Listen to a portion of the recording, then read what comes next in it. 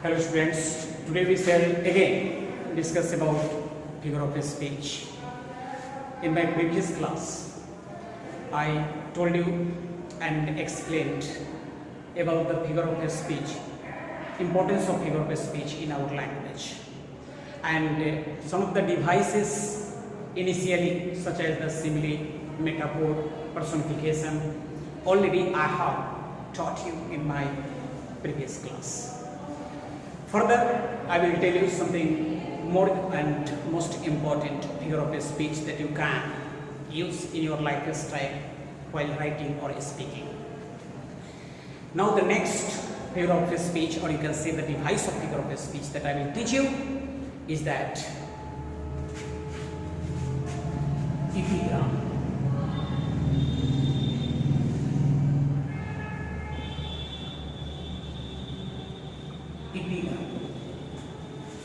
What that we do, and you can say what is it done in section of epigram. What is epigram that we shall try to understand. Very important to speak, but most important is that to speak effectively. So epigram is the best art among all that we can say if we have that art to apply.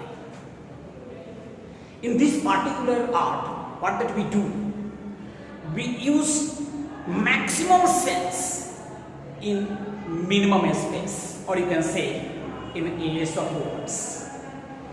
More of the sense in less of the words. That art is called epigram. So again I define epigram, and art of expressing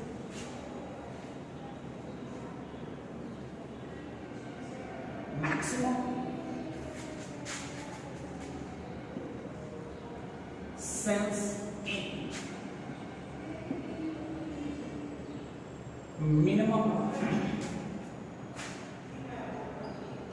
space, or you can see the words.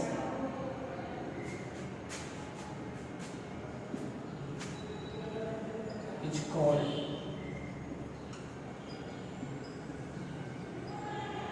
epigram. An art of expressing maximum sense in minimum space, or you can say list of words, is called epigram. As for example, pen is mightier than sword. Pen is mightier than sword. In this example, we can see pen, sword.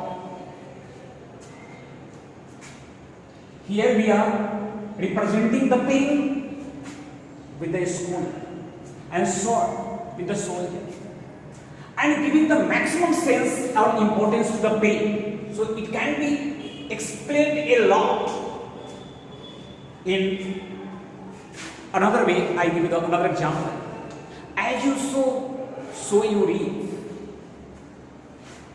God proposes, man disposes, God. Now, I can say in very simple way to identify the epigram. Whatever the well sayings, quotations, proverbs, these all are under the category of epigram. So all the phrase, all idols, proverbs, these all things are having a lot sense in minimum space, in less of the words, and therefore they all are epigram. So we shall try to use in our language, whether to speak or to write, maximum in epigram way, or we can use those things to create epigram in our language. Now we come to the next device of figure of speech.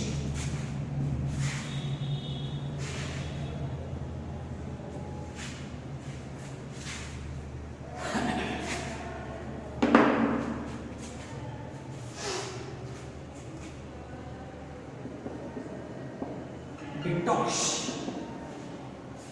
Litos is another an art of figure of speech that we use in our language, whether to speak or to write.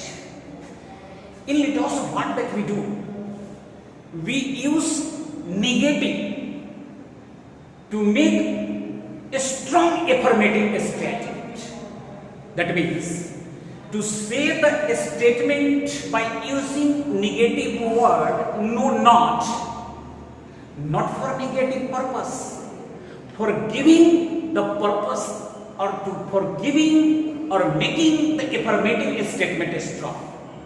So first I define and then I give the example. And art of using negative such as no, not, to make more effective affirmative statement is called litos. As for example,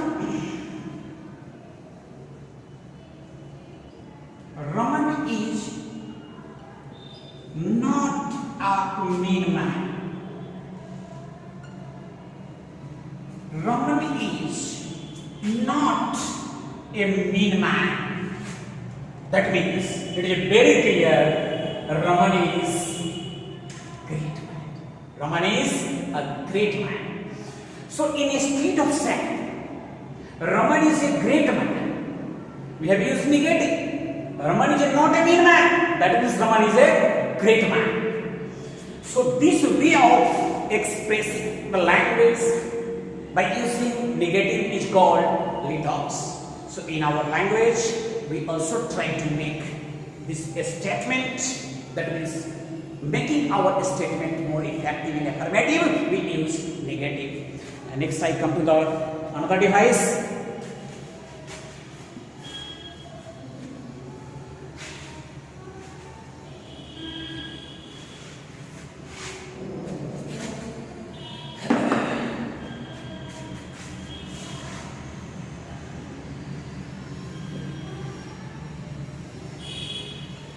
Syncodic.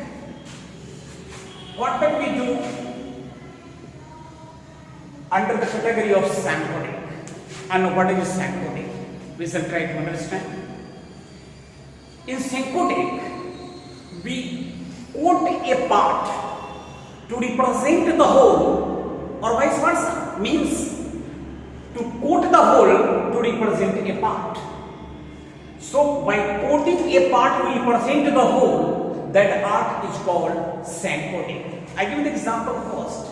You would have heard the news, and I think you will be in practice of listening the news every day. You will find the reporter tells Islamabad doesn't agree with Delhi. We have to think, who is Islamabad? Who is Delhi? No. That means Islamabad stands for Pakistan, Delhi stands for India. So that reporter quotes Delhi instead of India and quotes Pakistan instead of quotes Islamabad instead of Pakistan. So this way of quoting a part to represent the whole, or even vice versa, this art is called syncodic. I give the example and definition. And art of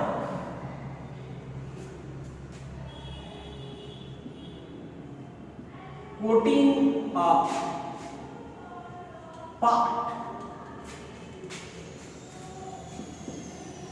to represent the whole or vice versa. That means to quote the whole to represent the part is called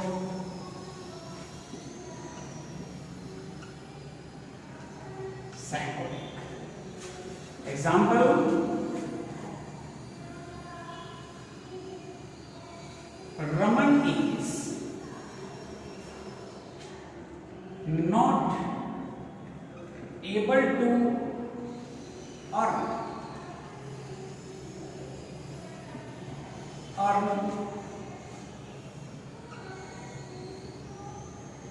bread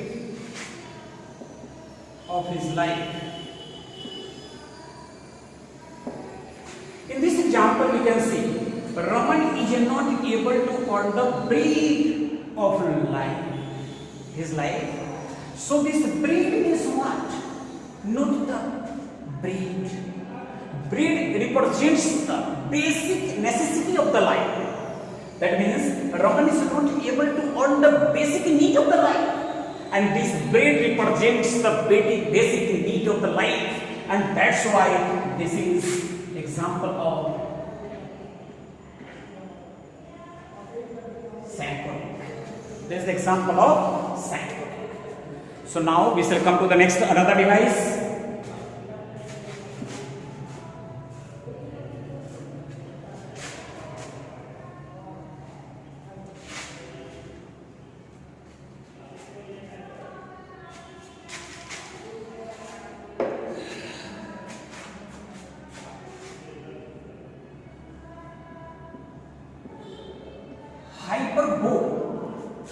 Hyperbole is also known as by another name known as exaggeration.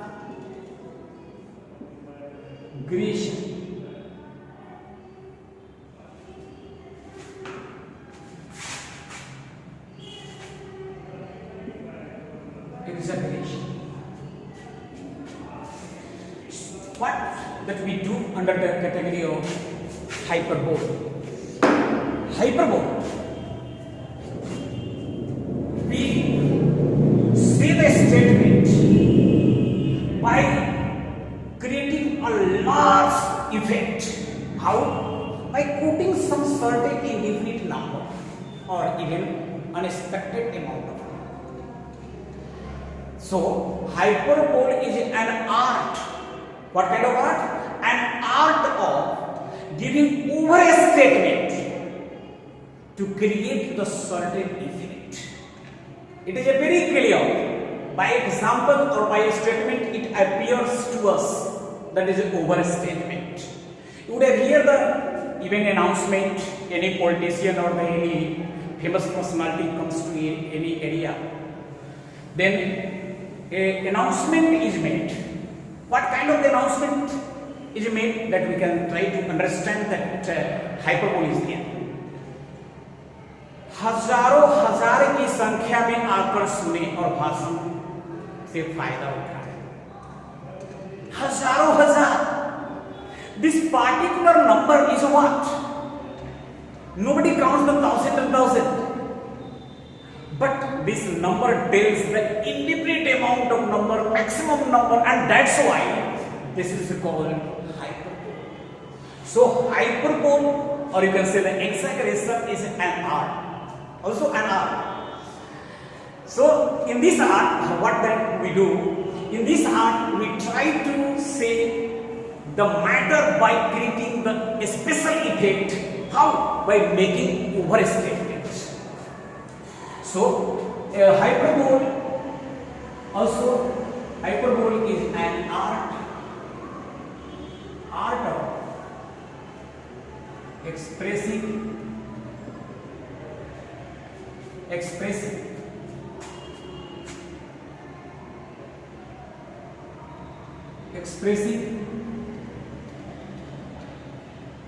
a great sense by making overstate. Overstate. Example: 1,000 at a glance. I saw. 1,000 at a glance. I saw. In a one glance, in a simple one look, to see 1,000. So this particular statement is hyperbole. So moreover, and further device I will teach you in my further video. Thank you.